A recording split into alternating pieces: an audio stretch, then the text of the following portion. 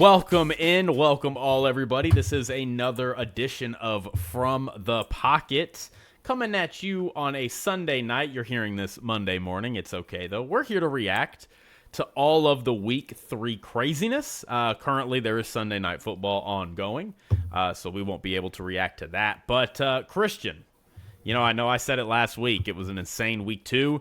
It was an even crazier Week 3. Just absolutely bananas. I remember at one point, simultaneously, the Texans were marching, the Bucks were lining up to kick a game winner, or no, it was the Browns were lining up to kick a game winner, the Rams were lining up to kick a game winner, the Browns drill a 55-yarder. It's insane. They pulled the upset. The Eagles blocked the Rams kick and go get a touchdown with it. Just absolutely insane. I feel terrible for the Rams, for people who bet the Rams there. That is the worst beat imaginable, and I do want to talk about that. Yeah, I'd be kicking my dude. Oh, I'd be pissed. So pissed. I'd be so mad. The Jets covered though. The Jets covered. It was bleak for a minute, but they did cover, so I'm happy about that. How that ended. And the Browns, I think, had the biggest spread of the week. 8.5 points is what it closed. And they won outright. I thought about taking that. That was just too much. That was too many points. And then when Eric Mangini said it, and I'm like, that Cleveland defense has been playing well, and Jordan Love is streaky, and he threw an interception in this one. So we'll see how that will go. It's in hindsight, not a bad bet. I have some thoughts on it, but we got, we're going to get to all the games. We'll go ahead if you're okay with it, Christian. I'm down to kind of start with the Rams-Eagles. To me, that was like the big game of the week. Oh, yeah. All right, so obviously Rams traveling to Philadelphia. A pretty bizarre game, and it wasn't just bizarre because, obviously the Rams had that 26-7 lead. It was more so bizarre because Sean McVay is very much known for when he gets a lead on you, it's over. It's over. Yeah. Like, you look at his halftime record when he's going into halftime with a lead, it's like he's almost unbeatable. At halftime, 19-7. Eagles come out and they fumble the ball, and the Rams go score really quick and make it 26-7, running away with this game. At halftime, Rams had 212 yards to the Eagles' 33 yards. Just blowing them out, dominating, and then the Eagles just woke up, went on a tear with some nice deep balls. A.J. Brown got involved. Finally, A.J. Brown side. I know he was happy. He was happy. For sure. And probably wasn't reading his book this time. No, not at all. It was a really second half. Impressive second half by the Eagles. And they end up scoring, 20 unanswered points to make it 27-26. But the Rams, they put themselves in position, kicked the game-winning field goal, and twice. Not only is it blocked, but Jordan Davis picks it up and takes it home for a touchdown. Ruining the spread.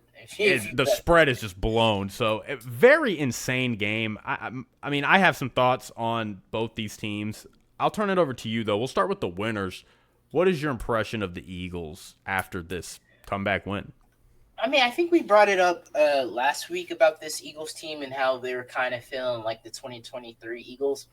I'm still getting that vibe, but I don't think the 2023 Eagles, because once they started losing, it was bad. Rough first half, but they weathered the storm. We got a decent game from Jalen Hurts throwing the ball. I know he doesn't do that a lot, but, people always question him. Can he push the ball down the field? And, obviously he can, but within the offense, and, man, Saquon has been disappointing this year, which, we thought that coming into the year. You can't usually, once you have, a historic season, the following season, all those carries and stuff kind of caught up to him, but it was very good. A.J. Brown had some big catches, especially in that second half, getting them the lead. I think the Devontae Smith touchdown got them the lead. And, they felt on the 4th and goal, mind you. It was a 4th and goal that they got that. So, yeah, this Eagles team, it's yeah, I was ready to put the Rams above them if they would have held on, and probably in the power rankings later on Thursday when we do that. But the Eagles hold on. They're 3-0, so Yeah. pretty With optimistic about this team. And this is a great, tough, emotional win that they got. So win's a win no matter how you get it. But um, yeah, I'm not nervous per se, but it's yeah. See, my thought is I feel you. Like, we've been talking about that a lot, right? Like, this team feels a lot like the 23 team, where they're winning, but it's not really that good. They're not dominating. They don't have a ton of big playability. Saquon's obviously not had a great season thus far, but this to me felt different because this win, because we got like it. Typically, when they're winning these nitty gritty games like they did against the Chiefs, it's just 4 quarters of a slugfest, and they just pull it out at the end. This week, it was the first half was bad, it was ugly, but we got 2 quarters of dominant football. I mean, the Eagles in the second half of this game looked like the Eagles last year when they were just rolling teams at the second half of the season.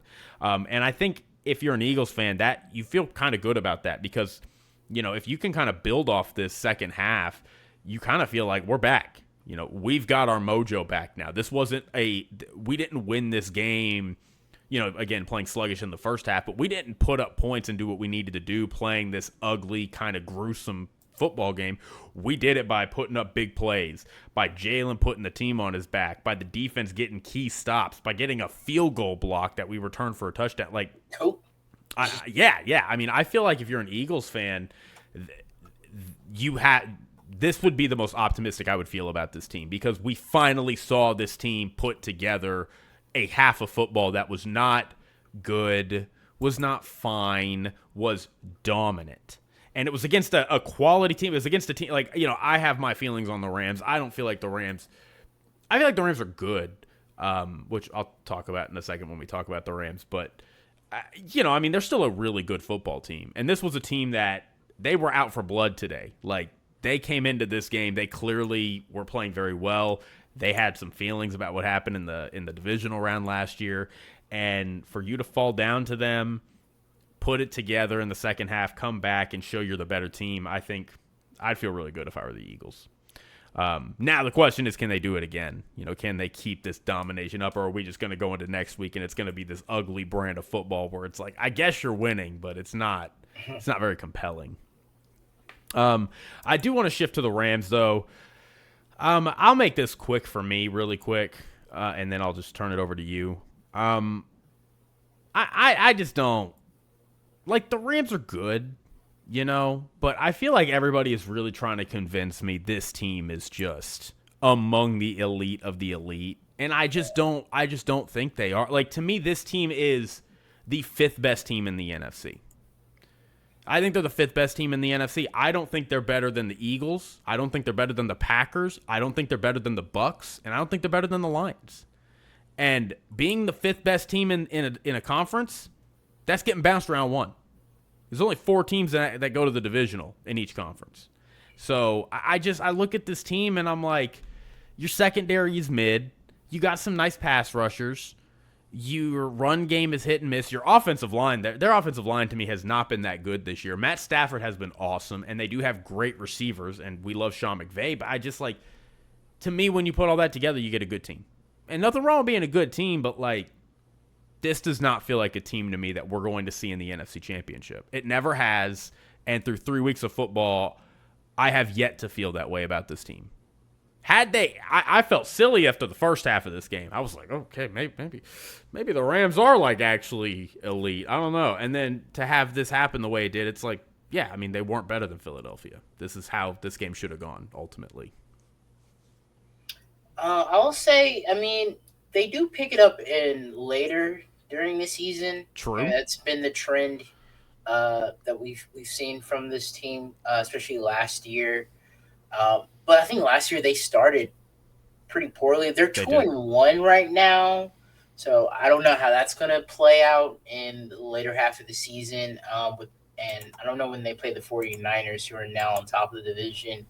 No, the Cardinals. No, the 49ers No, the held on. 49ers, yeah, Yeah. 49ers Okay. pulled it out. For some reason, I thought the Cardinals won. They So play we'll the see how. 49ers in they not this upcoming Thursday night football, but the following Thursday night football they play the 49ers. We might maybe see Brock Purdy come, or was he put on IR?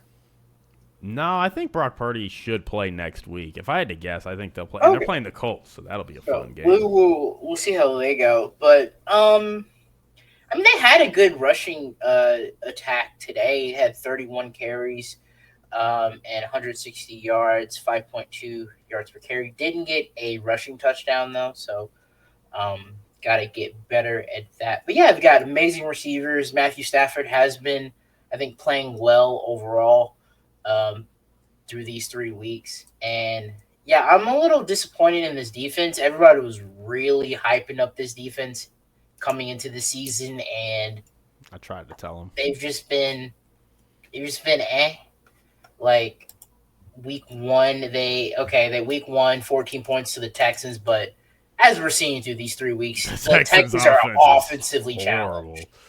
I mean, then they played Tennessee and gave up 19, so another team. And now the one game where they play a real offensive juggernaut. Well, Eagles haven't shown that, but can be like the Eagles can get this kind of production. Scoring 21, and then they don't want to do it, but if they can, if you allow them to, they can. Yeah. And scoring 21 in the fourth, and yeah, they got tested and yeah, it didn't hold up. So I have not been. I want to give them their props because they were playing well. I do think that Texas defense should beating them should give you some merit, but any you don't get anything from beating the Titans, and this was their biggest test. And they had the lead, and just to lose it the way they did is tough. And getting two block field goals in a game is unheard of, and one getting taken back on you at the end of the game must be demoralizing. So it's going to be interesting to see how they bounce back next week because I am pissed after losing this game if I'm the Rams. I agree, and yeah, I mean I hear you. Like we'll see how they do as the season goes on. You are correct that the Rams have been more of a team that gets hot as the season goes on, and to be honest, they have started better this year than they have previous years. So maybe that is a sign of good things. They're not falling down into this hole and having to go rattle off 8 of their last 9 or something like that. Like they're gonna have some breathing room. So, but I mean, this is. I just think if you're a Rams fan, you have to be horribly disappointed. And some fun stats before this we being move the on. first team that they've played that. Yeah, and the team that knocked you out last year. The team Texas did make the playoffs, but the Texans today. This is the Super Bowl champion and the team that knocked you out, ended your season last year, and the team that blew you out at home last year in the regular season. So I forgot that happened. Yeah, Saquon ran for 500 yards on him. But some stats for you. Final stats right here. The Eagles' comeback from a 19-point deficit is their largest comeback since Week 15 of the 2010 season, which is also known as Miracle at the Meadowlands. I knew it. I was like, is it going to be Miracle at the Meadowlands? When Deshaun Jackson returned the punt return and won the game. How many points were they down? I honestly don't remember. I remember they were down by a lot, though. We were keeping tabs on it throughout the game, and it was like, man, Eagles are getting their asses kicked right now, and whoa, what a game. All right, anyway. Let's move on to the biggest upset of the week, the Packers-Browns. This game, look, I was not watching this game super closely. I'm going to be interested to do a deep dive as we go in. I was keeping tabs on the score, and it was pop up on Red Zone, so it was kind of what my quad boxes are key games, and then I have Red Zone as one of the quad boxes, so it would pop up. But it was 3-0 for a large portion of this game. A lot of Packers, punts. Yeah, a lot of punts. A lot of great defensive play. Packers went up 10-0 at one point. And the Browns, they took care of business. They went and got a field goal, got a touchdown, blocked the Packers, what would have probably been the game winner because they were kicking it with like 27 seconds left, I think, is what I remember. And they blocked that kick from the Packers, and they turn around and they get a 55-yard kick of their own with their kicker, who Smith had been drafted. He's not a rookie. Okay, Andre Schmidt. He might actually be a rookie, but he was the one that struggled in week 1. He was missing extra points and those kind of chip shot field goals, and it cost them against the Bengals. So coming in for a 55-yarder to win the game against obviously a team that everybody is super high on at this point. One of their players said they could go undefeated or something. I didn't see that, but it was even talked about.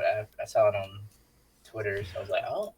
So really quick, I do want to talk about like Jordan Love was iffy.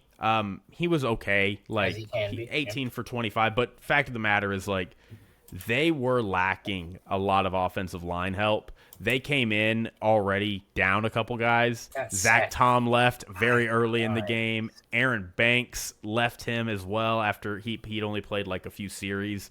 And I mean, you're playing backup linemen against the Browns defensive front. I mean, you're gonna struggle. You're gonna struggle. And to me, like, I understood. Like I'm always wanting to take the Browns. I did it last year. You know, I did it in week 1. I did it last week, and it burned me. I wanted to take them at this 8.5, but it was just like, man, your offense can't do anything. And it didn't. And it didn't. It didn't in this game. Like, if you had told me that it was going to be a 3-0 slugfest halfway through the second quarter or something, I would have been like, okay, maybe I probably should have taken. But like, I mean, if you had told me they were going to win this game 13-10, I'd have been like, I don't know about that one, Chief. So, you know, it's great on the Browns. I don't really feel like I learned a lot. Like, the Packers, they need to get healthy up front. Jordan Love is streaky. This offense, like I've been talking about it for 2 weeks now. This offense still kind of gives me weird vibes. And for the Browns, defense is great. Offense is terrible. Like, that's what it is. It just lined up for him today. I don't know. Yeah, no, I mean, I also thought about this as well. Eric Mangini took this as his bet for the upset for the Browns. To your point, Jordan Love sacked 5 times today. Yeah. Had that costly interception at the end. They did not run the ball. Did not run the ball well at all today. 31 carries, only 81 yards, 2.6 on an average. And like you said, it was just a slugfest throughout the game, and the Browns were able to get a key special teams play, and the offense just did just enough for it to win. It is going to be interesting to see how the Packers respond to this. The Browns, we kind of know, as you just pointed out, offensively challenged, but great defense. And for the Packers, as you said, Jordan Love is a little streaky. Like, you can go look at his numbers, and when he was doing well, he's like one of the best quarterbacks in the league.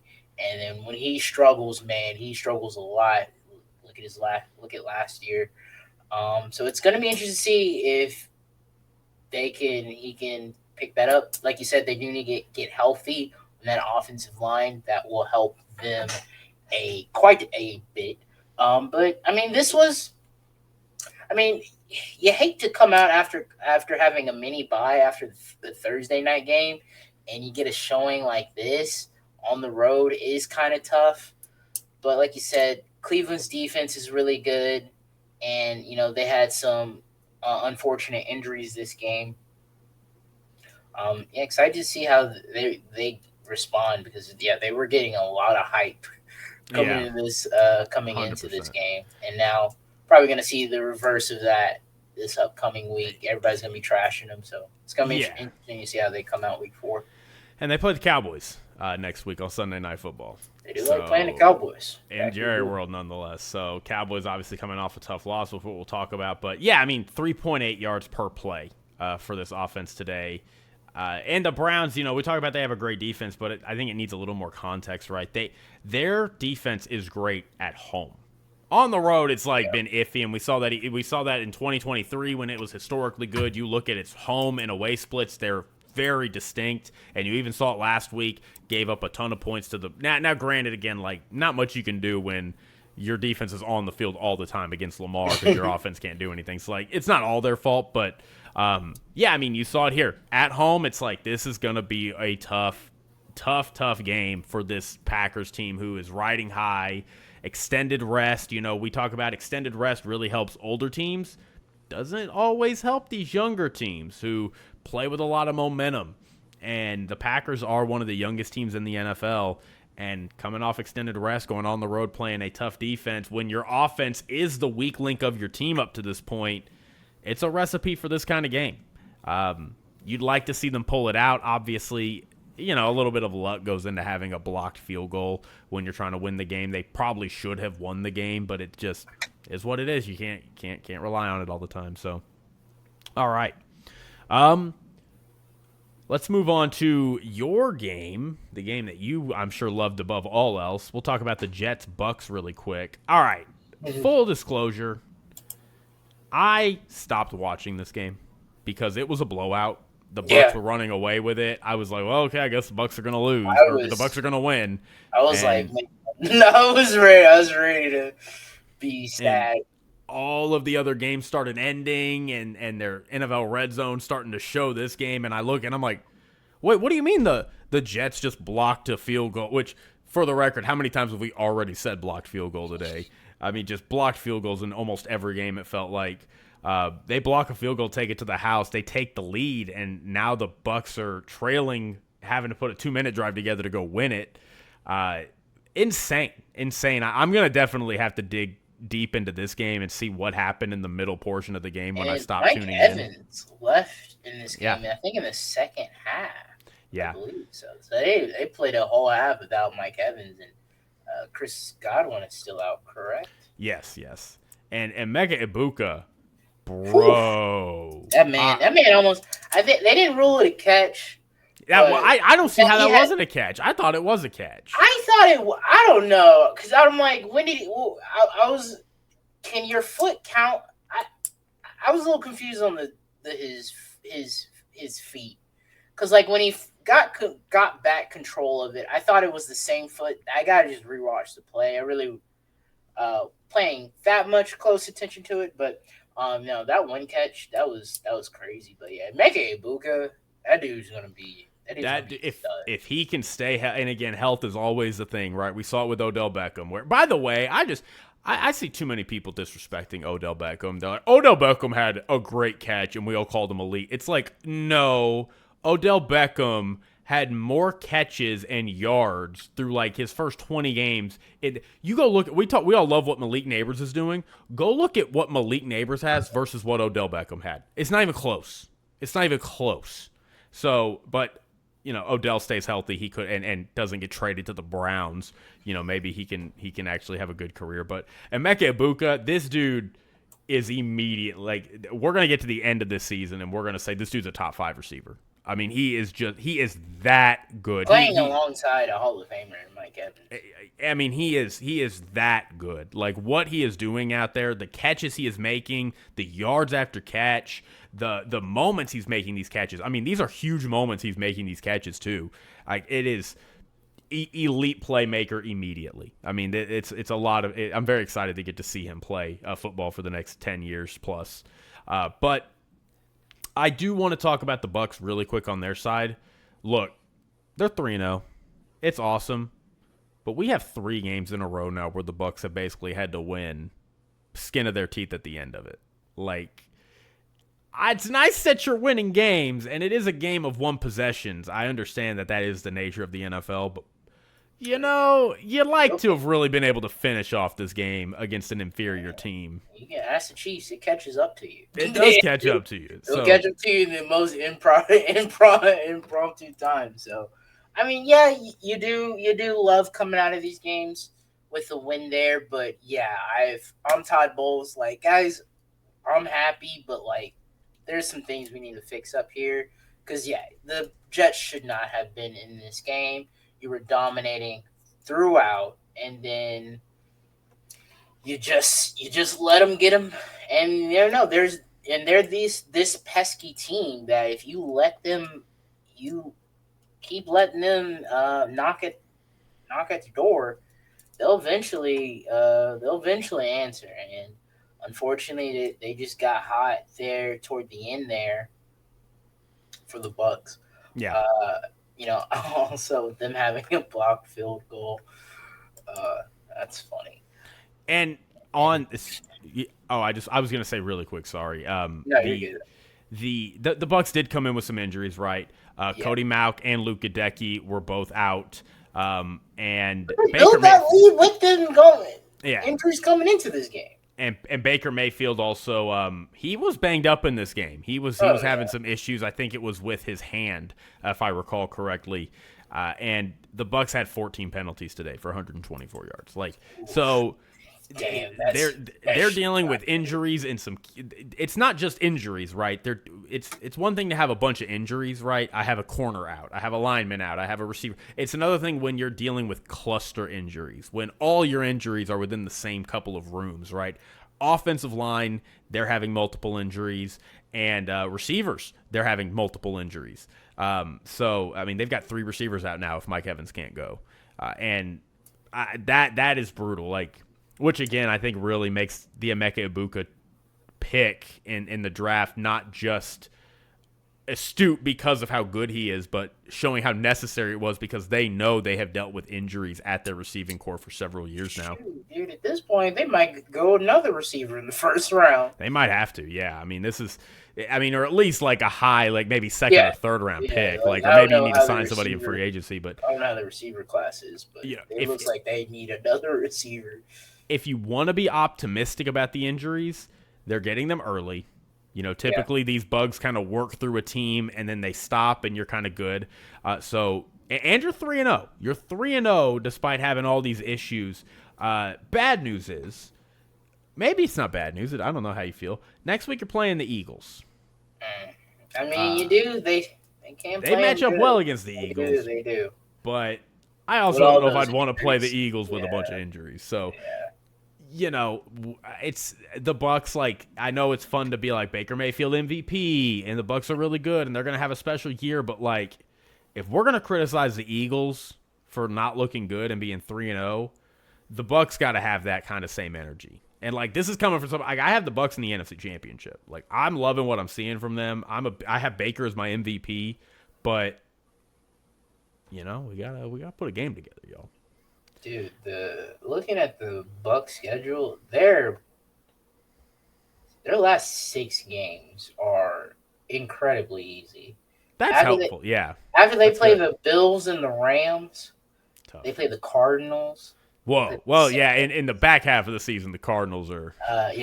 Falcons, Panthers twice, and then the Dolphins. Oof. Man, a couple of those teams might be on interim coaches by the time we get to that point in the season. That'll be also, I know they weren't wearing the official creamsicles, but those white jerseys were clean. I like the sickles. I like the creamsicles. It's weird because we used to clown on the sickles it's just associated with such bad history. When the Buccaneers were created in 1976, they lost their first 26 games. Yeah. Okay. And when people think about them and they're just like, these are ugly, you got a winking pirate for your logo, and it's just a terrible look.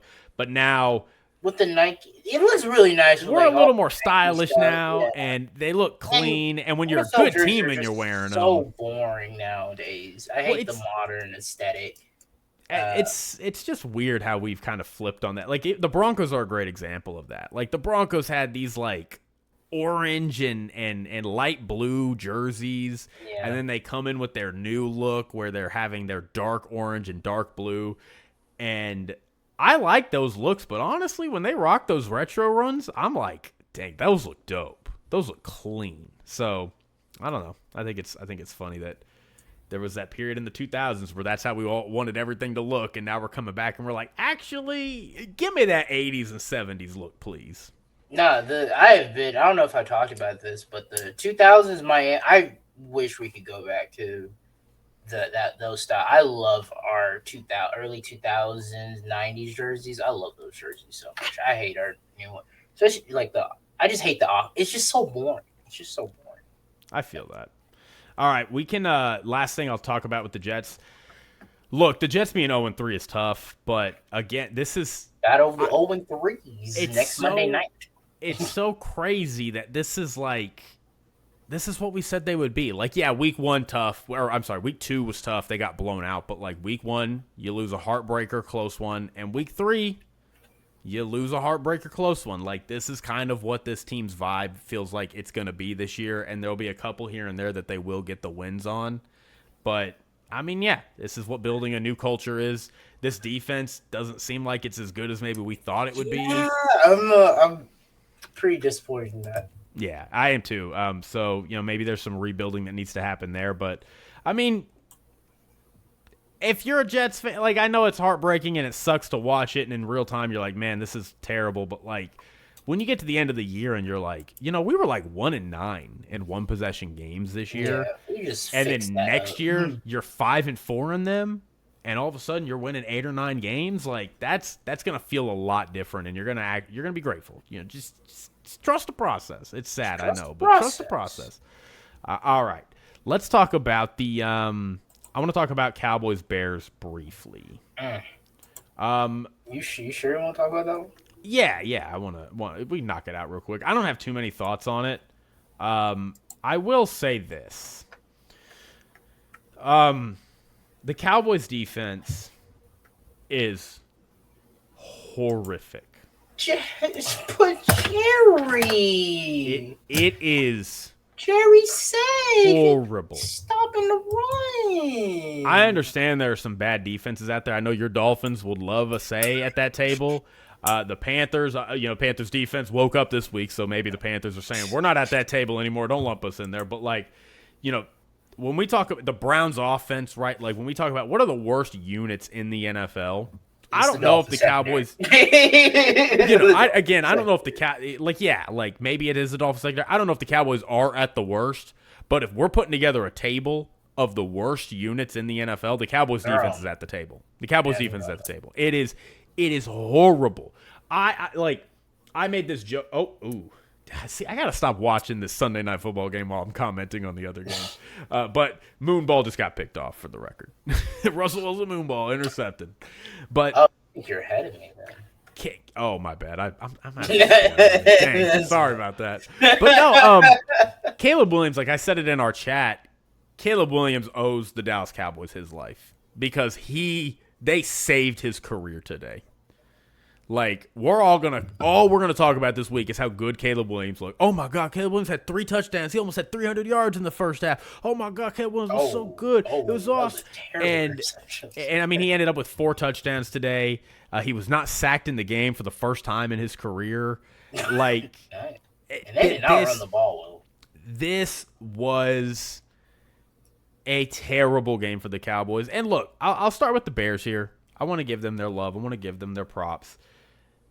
I went into this game being like, yeah, we're probably going to win. Probably going to win. Even when they, yeah, good on you. Even when they were up 14-3 and CeeDee Lamb was out of the game with an injury, I was like, we're still probably going to win. We spotted them. It's okay. We're fine. And it's 14 all, and I'm like, yeah, we tied it. Of course we did. And they score a field goal, and I'm like, all right. And then we go 3 and out or something, and then they go score a touchdown before half, and I'm like, okay, we're down by 10 points at half. That's not great. Okay, I'm fine. I'm not panicked. And then George Pickens lets a ball bounce right off his hands. Dak had 3 picks in the fourth quarter. Oh my God. Yeah, Dak came out of the game at one point. They put in Joe Milton, but George Pickens had a ball go off his hands, and the Bears picked it up and they got it. And then the Bears, I think it was that very next drive, they proceeded to go on maybe it was a drive before, but at one point they went in and they put together like a 9-minute drive and just. I mean, they killed the clock. It was nearly 10 minutes in the third quarter. I think, is that the whole third quarter? Basically, yeah. Most of it. Yeah, I mean, that's it. And they killed the clock and scored a touchdown, and it was a 17-point game. And that's when I'm sitting here going, oh, we're gonna lose this game. We're gonna lose this game by a lot. Like it was very weird. So and look, I know that Dak had those interceptions when the game was gone. Like I don't care about Dak throwing interceptions when the game is basically already over. The fact of the matter is, and I'm sure people are gonna be like, Dak had all these. The interceptions are misleading. Dak played fine. Dak was pretty good today when the game was in the balance. The problem is that it really shows how weak this team is. Because when you look at week 2, Dak had to be spectacular, absolutely spectacular, for us to pull out an insane win at home against the Giants. And you see Dak go play. I mean, the Bears are average team, talent-wise. Like, they're average, right? Dak played fine today, and we got blown out. Like, that's bad. This is not a good team. This is not a good team. This defense is one of the worst in the leagues. Our run game seems like it's okay. Our offense is fun to watch, but, like, our offense feels like it's got to be perfect. Like, we've got to go out there and just score almost every time we touch the ball if we're going to have a chance at winning these games. And we can't do that. And, if again, it just shows even if Dak is a little off, it's like you're not winning this game, son. You have zero chance of winning this game. So that's unfortunate. And then I've been talking a long time. I'm sorry. I know passionate Cowboys fan, but good on the Bears. The Bears. I don't know. I'll let you talk. I have some more thoughts on the Bears. I don't want to talk for much longer, though. I thought you summed up it pretty good. I talked forever, so you would hope so. All the points I agree with. Yeah, with Dallas, it's you got to rely on your offense to be the leading horse for this team, and then if they ain't got it, like you said, Dak played fine, but if they ain't got it, then what do you fall back on? You can't fall back on the defense because the defense ain't got you. So it's all on this offense, and Chicago, they just played well. I thought it was kind of funny. Brent Johnson had to go early in his trick playbook here, throwing a flea flicker there. But, I mean, you're desperate. You're 0-2. Don't want to go 0-3. So, good on Chicago. Hopefully they can build on this win. They need to get a running game going. But Caleb looked good. Threw the 4 touchdowns. Did not take a sack. Did not get sacked. Good on Chicago. Sucks for the Cowboys, honestly. Yeah, my takeaway right here is I'm going to ask you this, Christian. Do you think the Chicago Bears, after today, regret firing Matt Eberflus? I don't. Absolutely not. The answer is no, right? I think injuries and, you don't have a lot of you traded away your best player on defense. Yeah. And now we're I know is Deron Bland still out? Trey Davis came in with Bland is a little Trayvon injury. Diggs came out, yeah. Well, he came in with a little injury, and that one play I did see on Red Zone where he bid on a double move or something, and oh no, he slipped. He was jamming a Dunze, I think, and he just slipped. Sorry, thought I had something to say, but yeah. No, you're good. I mean, look, CeeDee Lamb went out in this game. They didn't have CeeDee Lamb, so that's obviously going to hurt your offense. Trayvon Diggs and Deron Bland being out for a lot of this game, that's going to hurt your defense. But I just do not feel like this team is anywhere close. And we're about to go play the Packers next week. I mean, this is going to be a 1-3 team in very short order. You're getting a Packers team that Must be nice to have a win on the win column. Must be nice. That's fair. Yeah, 1-2 is better than 0-3. But still, I mean, this is a bad game. But as for the Bears, good for Ben Johnson. Happy that he got his first win as a coach. Caleb looked really like this is exactly what you wanted to see as a Bears fan from Caleb Williams. It was everything you wanted out of him. He was making consistent decisions. He was going through his progressions. He was getting rid of stuff quickly. He was athletic in the pocket and got out of some trouble. He had some throws in this game that holy moly. Oh yeah, no, he is, dude. They were very impressive. Incredible arm and incredibly athletic. So I'm a big fan of that. But all right, another Chiefs field goal. Oh, miss. I spoiled it for you. You're lying. All right, yeah. Okay. No. Crazy statements. We'll talk about Broncos Chargers. All right, Broncos. Yeah. Boy, I am sad about this one. Honestly, I'm more sad about this one than the Cowboys. Yeah. I thought Bo Nix played okay. Bo Nix, look, I will not lie to you. I felt like for a lot of this game, the Chargers outplayed the Broncos.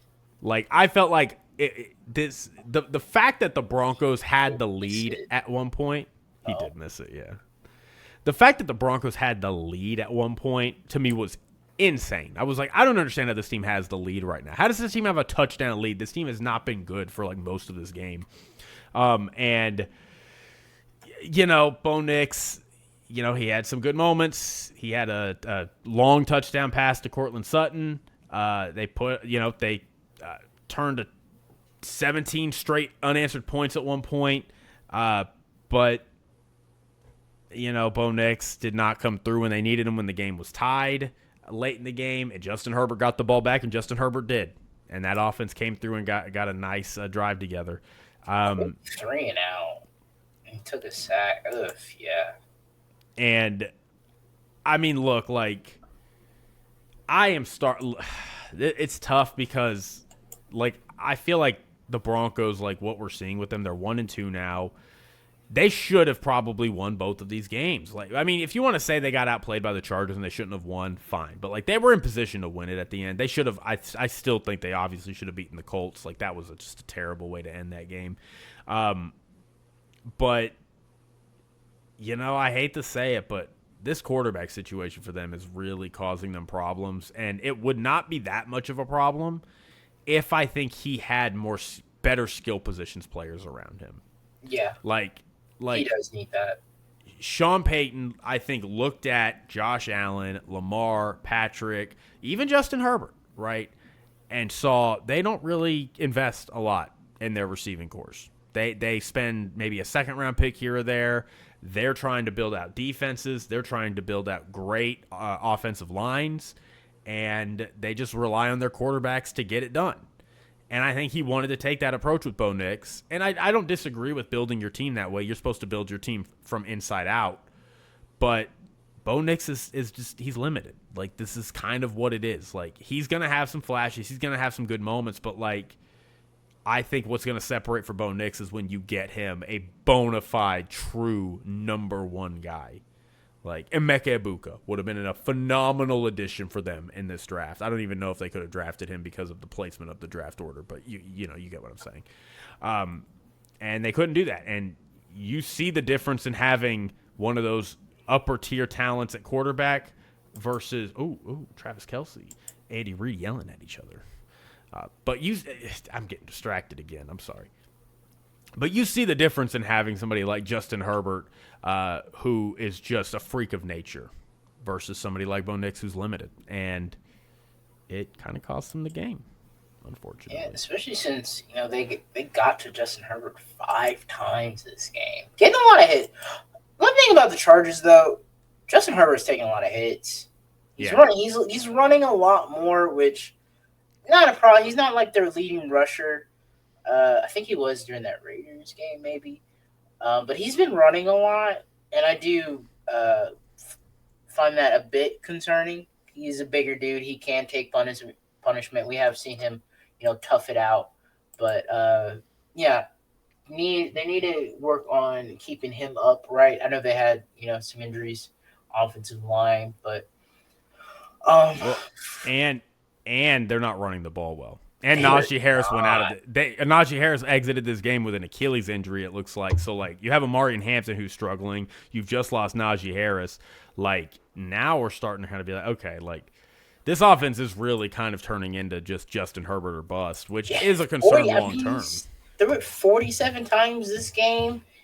They've been throwing it a lot. They threw it a lot during the Chiefs, I think. He threw it 34 times during the Chiefs. The Raiders, he threw it a bit too. For the Raiders, he threw it 27 times. I mean, just above the league average. But yeah, they're we thought coming in this game they're going to try to run the ball, but it's not been good. But Justin Herbert has been awesome. I mean, we talk about like short list for MVPs. He is on that Peyton Manning. Apparently, like we're putting together a short list of MVPs through 3 weeks. Justin Herbert is on that list. Oh yes, he has been so good. And look, he's not like the Chargers defense and the Broncos defense. We're both very, very good in this. Chargers had 16 quarterback pressures generated.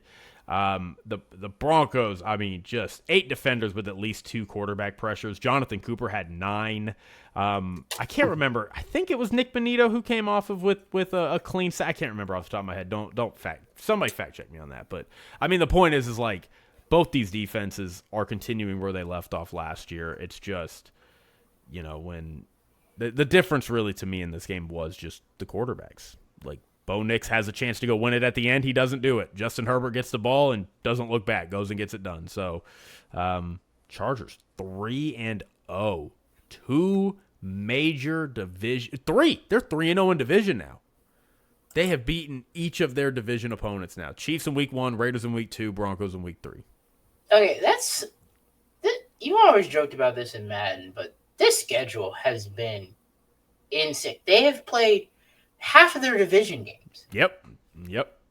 That's insane.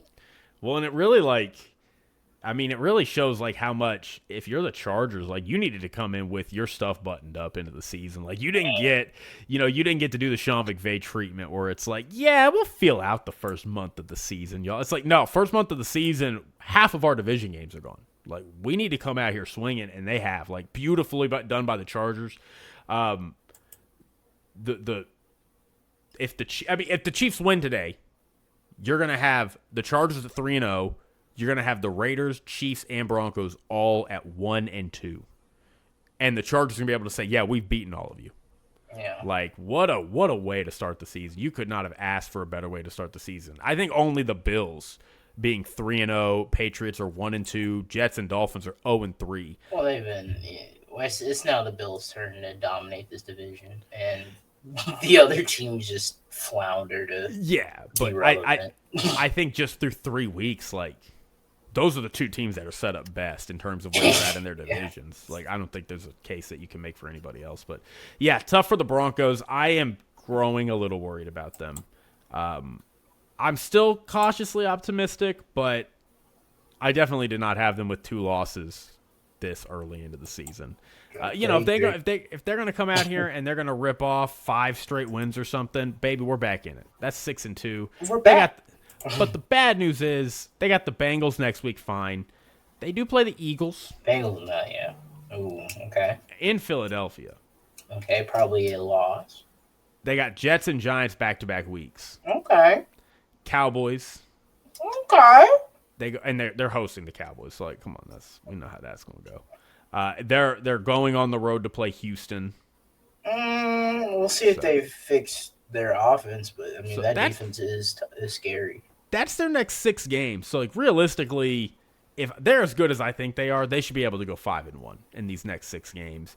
That is going to be good enough for a 6-3 record as you go into division play with the Raiders twice, Jaguars, Commanders, Chiefs twice, one more matchup against the Chargers. Like, stuff is right there for them. But it's man, it's not tough. a good start. It's but tough. It's how it's you tough, finish. Tough start. Yeah, it's how you finish. And they're still in it. So okay, all right. Let's go ahead. That's really all the games I wanted to go deep into. I'm down to rapid fire any of these. Is there any other game that you wanted to go deep into before we hit the rest of these? That is about it. Oh, Bengals Vikings, Jake. I was Yeah, just talking that was the kind of middle one. I don't really have too much to say, about. but I'm sure you're going to Shout say what I'm out. about to say. Oh yeah, go ahead. Say it. I know what you're about to say. Shout out Isaiah Rogers Bro.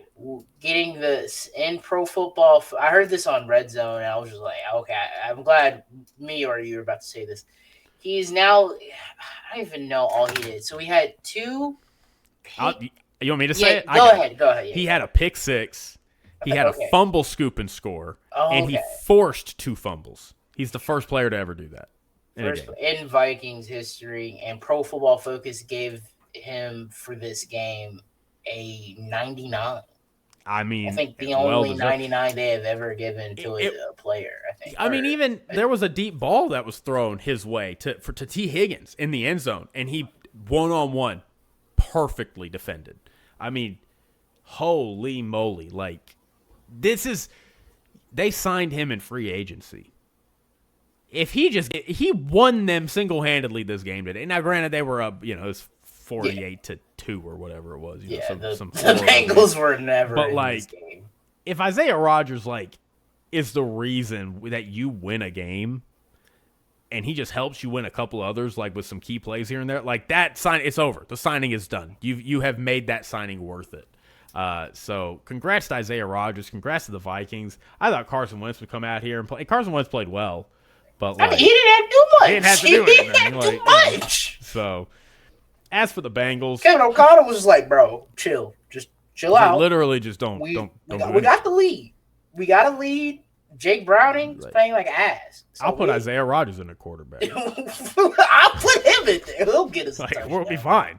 On the Wildcat. I don't give a shit. As for the Bengals, hilarious. I hate this team so much.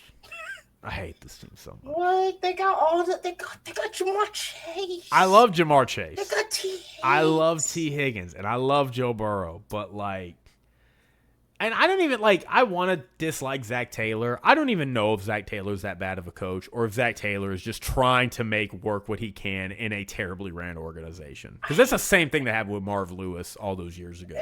I don't have a strong opinion. If you're gonna come at me and be like Zach Taylor should be fired, I'm gonna listen because I don't have a strong argument to say he should keep this job. He went to a Super Bowl, and that's it. And then they missed the playoffs. They made the playoffs, and then they've missed the AFC Championship. And then it's been missed. It's about to be 3 straight years of missing the playoffs, probably. And then you have Joe Burrow, and you have this awesome offense, 2 number 1 receivers, and all this stuff. But yeah, I don't think he's done enough for me to make a case for him to keep this job. But I mean, for what it's worth, he is 2-1. We'll see how the Ravens come out. Maybe if the Ravens lose, you probably feel a little bit better about it. But this was just bad.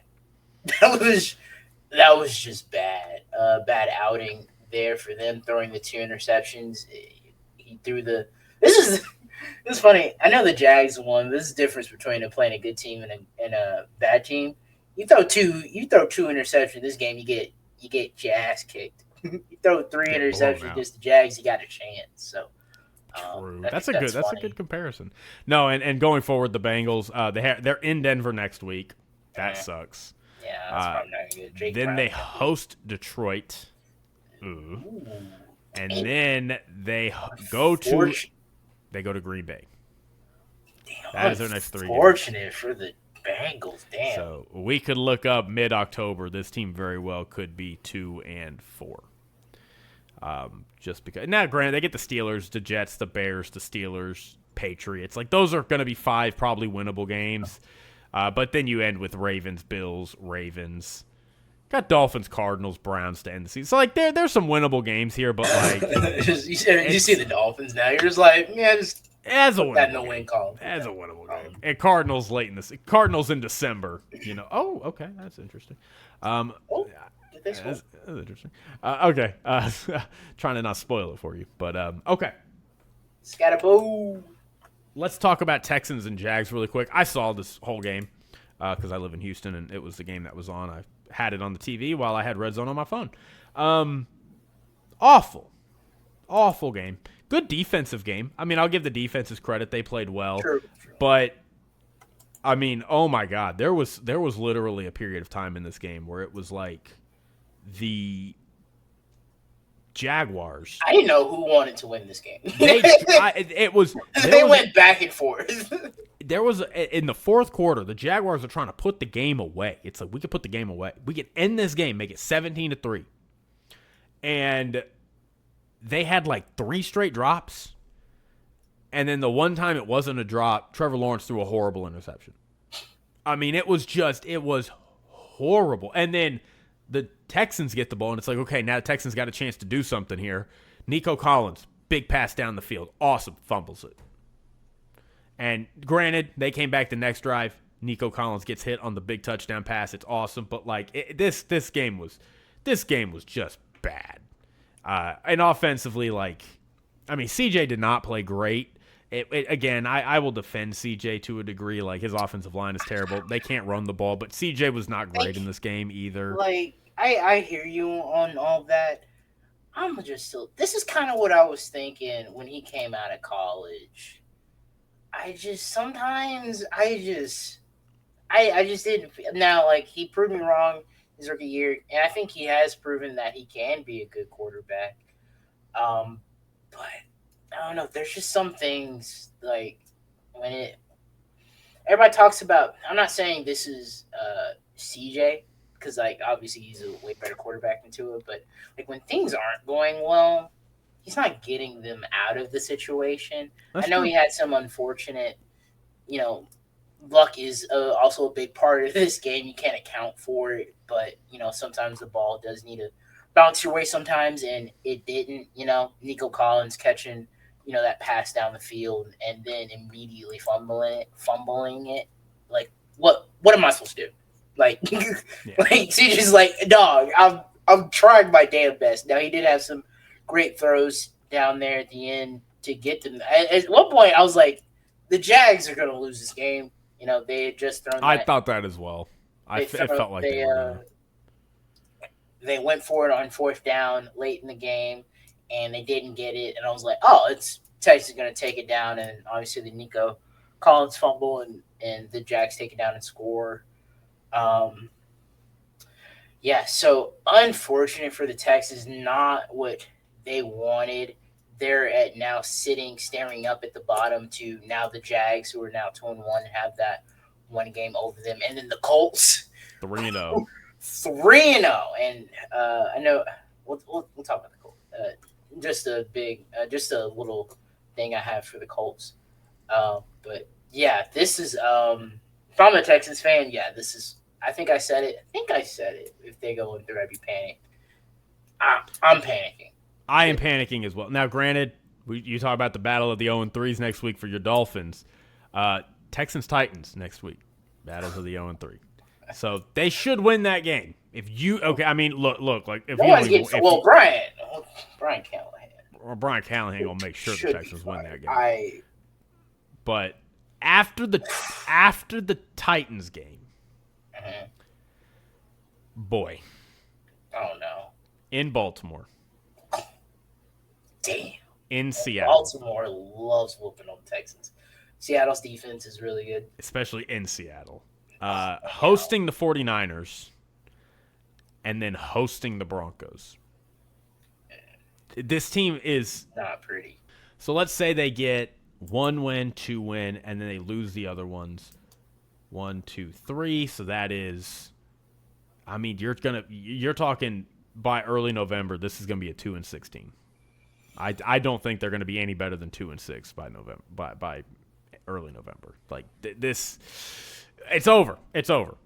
You needed to win this game to have any semblance of a chance to keep your season alive, and you couldn't do it. And I get, like, after this next month of games, you have the Jaguars and Titans again, which are winnable games.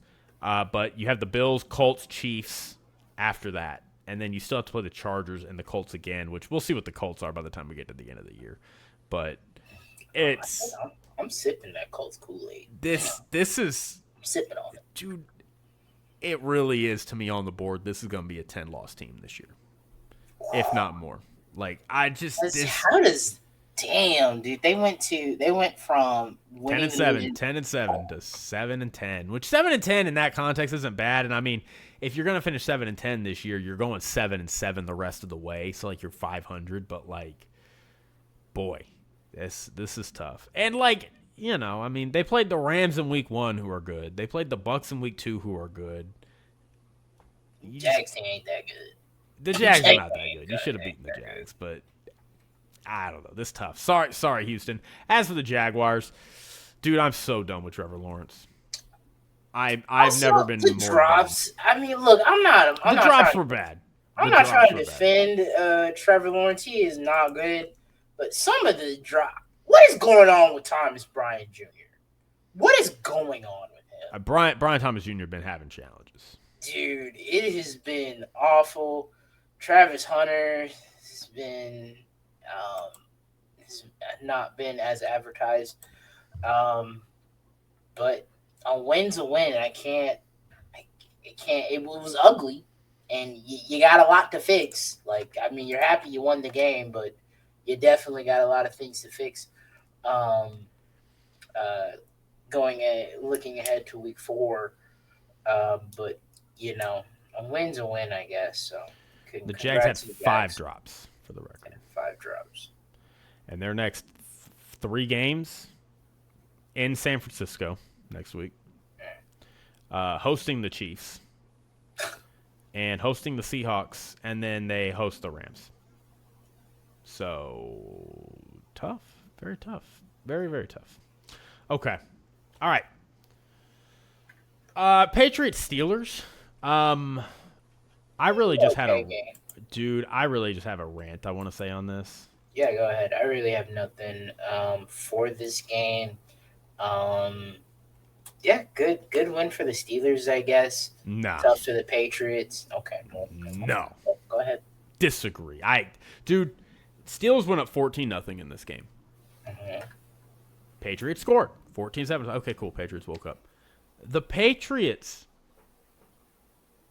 they had 5 turnovers in this game. They fumbled the ball. It felt like every other play they were fumbling the ball. Drake May had a fumble in the red zone. He threw a goal line interception. Yeah. Ramondre Stevenson had 2 fumbles, including one at the goal line. I had the Patriots as one of my best bets plus 1.5. And I'm watching this game, and I'm like, 14-0, this is tough. Patriots score, and they're going down again to score, and they have a turnover, and I'm like, okay, fine, whatever. And then they do it again. And I'm like, and then I see them come on TV again, and they fumble it, and then they fumble it, and then they fumble it. And I'm just like, I am so irritated at this. This is insane. I remember during the Deflategate era, there was a whole stat about the Patriots, and it's like, do you know the Patriots haven't fumbled the ball at home in like 2 years or something? And they had like 4 in this game. They fumbled 4 times, and they fumbled all 4 times. Dude, and again, like the Steelers are not good.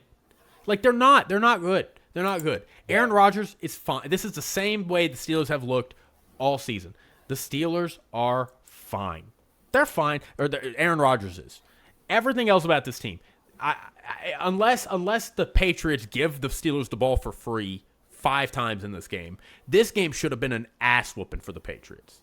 Patriots just off turnovers alone at the goal line left at least 9 points on the board. 21 points if we're being real about what they should have been, or at least 17 if maybe you cash in 2 of those for touchdowns. Like it just, I was very irritated about this game. The Steelers are not good, but the Patriots were embarrassing in this game. So that's all I got. I just wanted to give that quick rant. No, I agree. I didn't look at the stats before I started talking, and then I'm like, oh my god, Drake May got sacked 5 times, 5 turnovers. I was like, oh, okay, yeah. I was so frustrated watching this game. It was so painful. Aaron Rodgers pressured 4 times, was not sacked on 23 pass attempts. So That is fun for Aaron Rodgers, and he moves up to number 4 all time in passing touchdowns. Yes, I didn't mean to bring that up. Yeah, past Brett Favre, his old teammate. All right. And this next one, I did not see this game. I've only heard the stories of how horrible it was. Panthers beat the Falcons 30-10. It would pop up for the Panthers scoring and on red zone, and that was about it. Michael Penix, terrible game. He got benched in this game. Yeah. I will say, look, I know nobody's going to talk about this game. And this is another game I'm going to want to go back and watch and have some more opinions on when we get to our Thursday podcast. But look, Panthers, first 6 quarters of the season, bad. Panthers, last 6 quarters of the season, they've been playing winning football. They were putting together some pretty good stuff against the Cardinals last week. It wasn't pretty, but it was okay. And then they looked very, very good today against a Falcons team that has not looked bad at all by any means through the first 2 weeks. So, I don't know. Do you have any – I don't really have too much else beside that. It's just, I'm keeping an eye on the Panthers now. They've got my attention. Get some winning done now. They got the Patriots upcoming next week on the road, so we'll see how that goes. They play the Dolphins and the Cowboys, Jets. So they got to get some more wins on the board, and then we could talk. But this was a great win. It's great to shut an opponent out, but also a great win to embarrass your division rival. So, good on the Panthers. Nobody was picking them, and they played their tails off today. Yeah, 100%. And this was, NFL.com has this as the best win in the Canales-Young era. I 100% agree. 100% agree. And their defense, 2 interceptions, pick 6 included in that. They held Bijan to just 111 yards total today, 11 quarterback pressures, got Michael Penix benched. He completed 50% of his passes. Great stuff for the Panthers. I'm happy for them. As for the Falcons, I'm disappointed in you.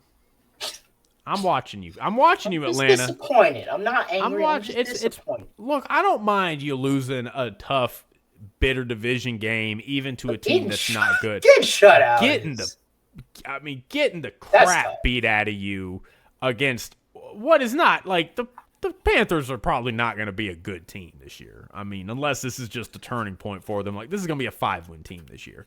There's no reason you should be getting beat by a team this bad if you have playoff aspirations. So, bad on you, Atlanta. Shame.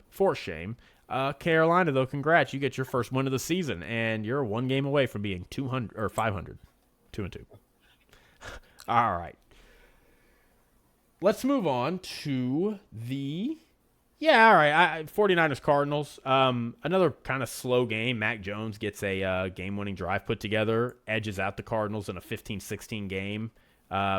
Really interesting game at the end. It was very like 6-6 the whole game. 49ers get a score.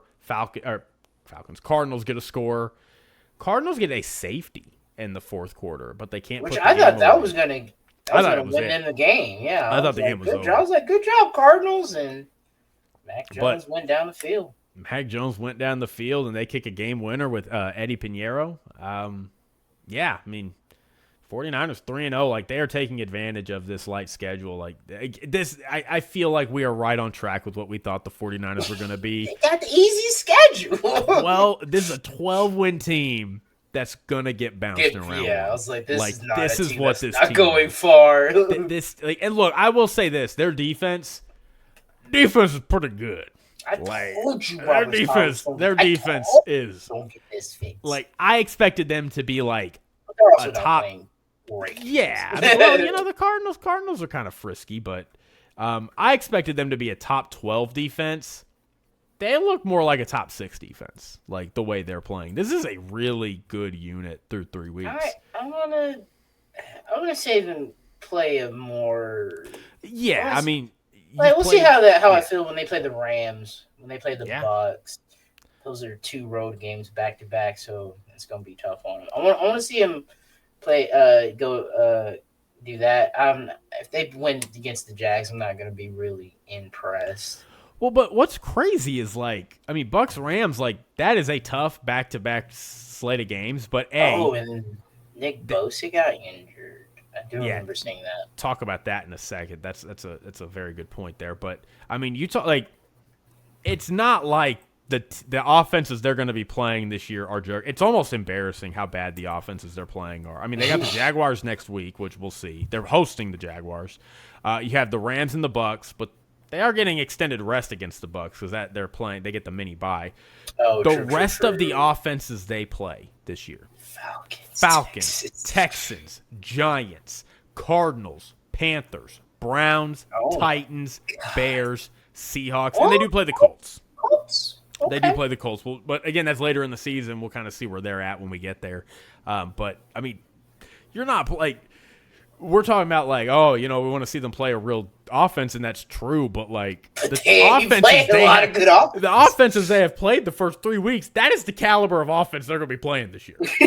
This is what it is.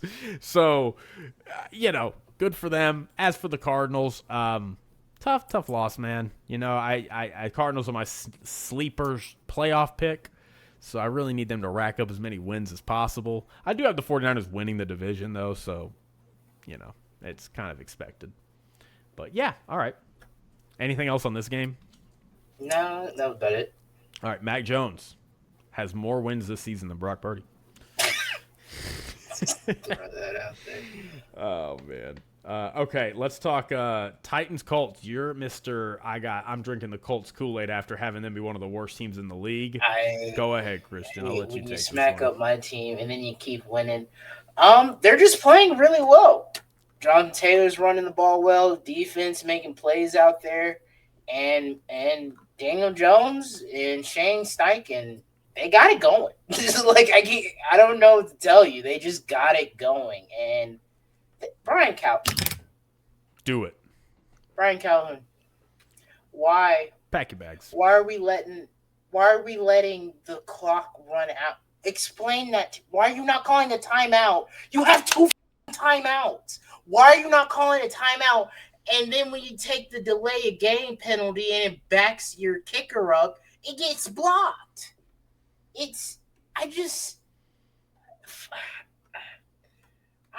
I am just I'm just sitting here. I'm on my couch watching them play this. I'm like, call a timeout.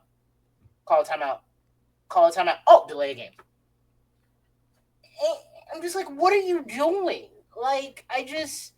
And they have people. I forget what it's called. I remember one coach had to get they brought in a guy to help him with game management. You have people for that. Were they not telling him to call a timeout? I just that ending of the half was weird. This game was not close, at all. No, I mean, the Titans are, I would argue, probably the worst team in the league. I know that's saying much coming from a Dolphins fan, but I think this is the worst team. But they're not getting help from their coach, so we're probably going to be looking for a new head coach after this. I don't know how he gets to keep his job after these first 3 weeks. This has been terrible. This has been god awful. I know the Patriots haven't been great through 3 weeks, but I still imagine firing Mike Vrabel. I mean, imagine you had Mike Vrabel in the building and you said, "Yeah, we think we can do better than you," and you have not. You can't. You're not going to do better than him. Not with Brian Callahan. So, yeah. As for the Colts, look, this is where people with the Cowboys for years I would get annoyed because what you're going to hear. Look, I'm not. Look, I'll give the carrot and I'll give the stick. The carrot. You're going to hear people all week say, they beat the Titans. They beat the Titans. It's like, okay, you are not supposed to go on the road against a division rival and blow them out. That is not what is supposed to happen in this league.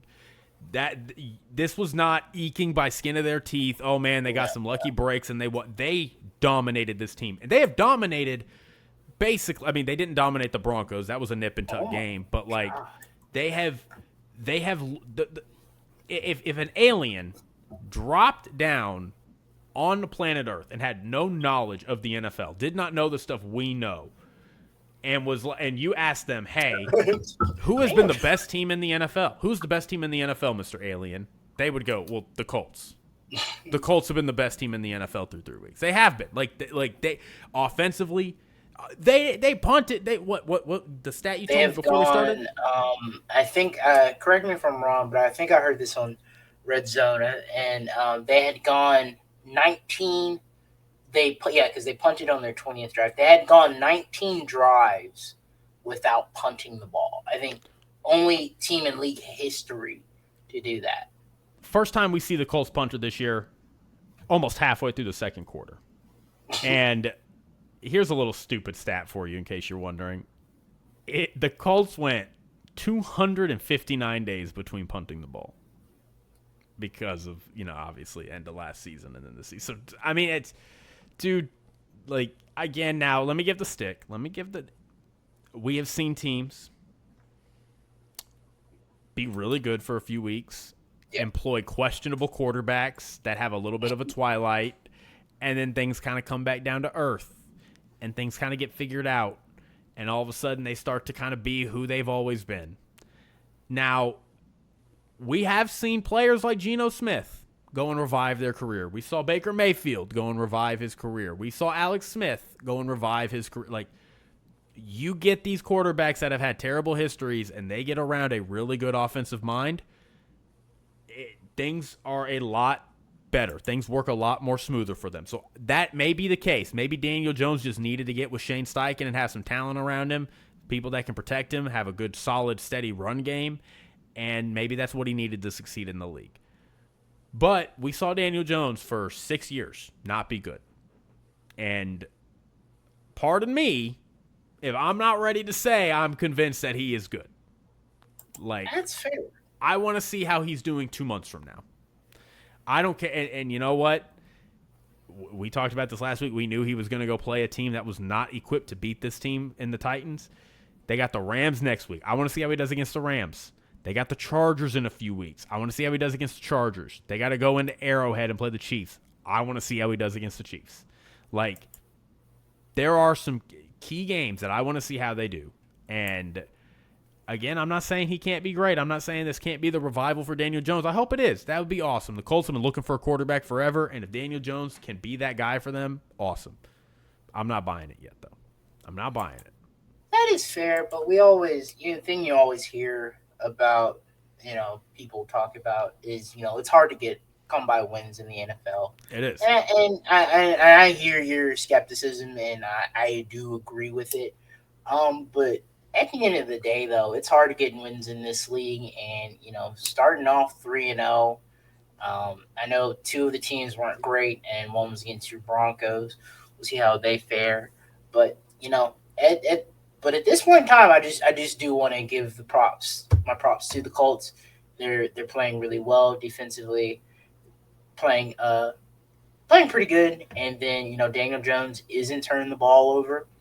And he has an awesome running game. The receivers are kind of nice. So, for the Colts, yeah, they celebrate it. You're 3-0, and haven't been 3-0, and God knows when.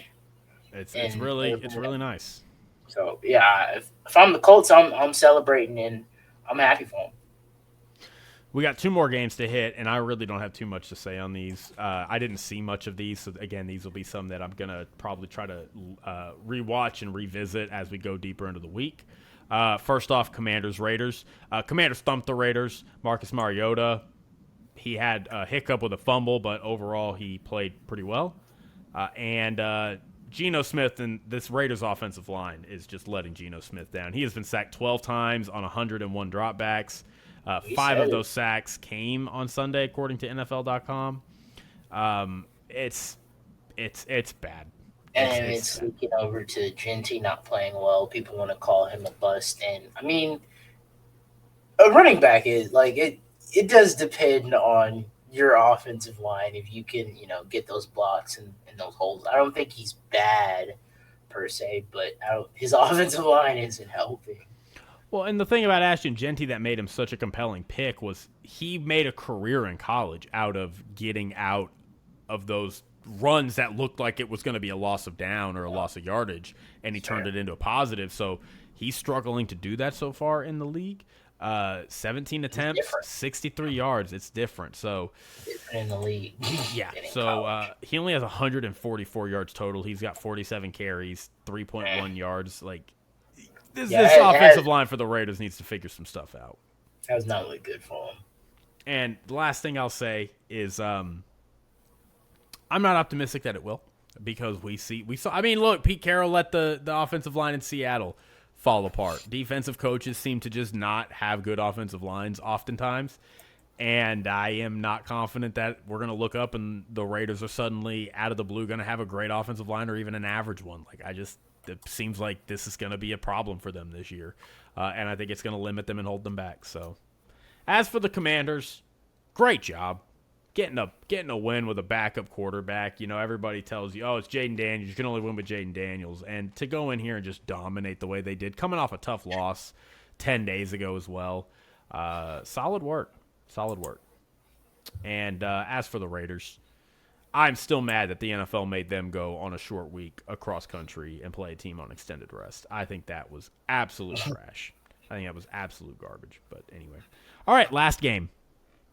We have a game I don't even think I'm going to go back and rewatch this game. You don't need to. It was over in the first quarter. I was watching all the other late afternoon games, Cowboys, Bears, Broncos, Chargers, was peeping out the 49ers, Cardinals. And I look up and it's 21-0 in Seattle. I don't even know what happened. They had what was it, 38-6 at halftime or something? 38-3 at halftime? I don't even know what it was. 38-6. Sam Darnold, 14 for 18 on 218 yards, 2 touchdowns, no interceptions in the first 3 quarters that he played. Jackson Smith and Jigba, amazing. The Saints defense just was terrible. They had a 16.7% passer rate, which for those of y'all keeping track would literally be by far the worst pressure rate. Wow. Would be the worst pressure rate in the NFL for an entire season. It was terrible. So, yeah, I don't have anything else on this game. Seahawks are playing the Cardinals on Thursday Night Football. That should be very interesting. Yeah, I think that should be pretty fun. All right. Anything else from you, Christian, on any of these games? No, that is about it. All right. Well, thanks for rocking with us, y'all. We'll be back on Thursday to, preview Week 4, give our thoughts and tell you what we're thinking and going in. Very exciting times ahead. Go enjoy the Sunday night game, the rest of the halftime. Well, by the time you hear this, it'll be over, but you know what I mean. And then enjoy the Monday night game. We got a great Monday night matchup. We'll definitely want to recap that and talk about our takeaways on Thursday. So tune in. Take care. We love you. We cherish you. And thanks for rocking with us. All right. Bye.